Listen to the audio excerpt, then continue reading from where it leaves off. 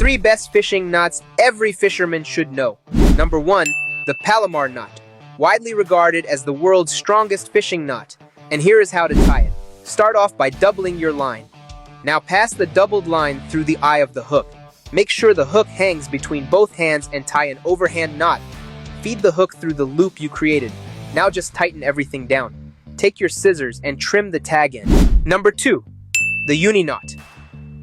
This versatile knot can be used in many ways, from tying fishing hooks to joining 2 different lines together, and this is how to tie it. Pass the line through the eye of the hook.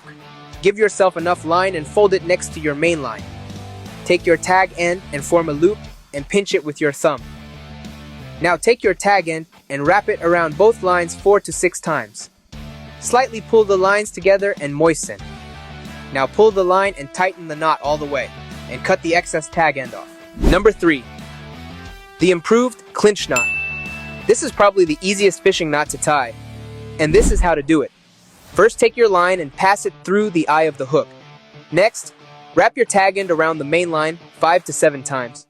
Then, take your tag end and run it through the loop right by the hook eye. Now you should have a bigger loop.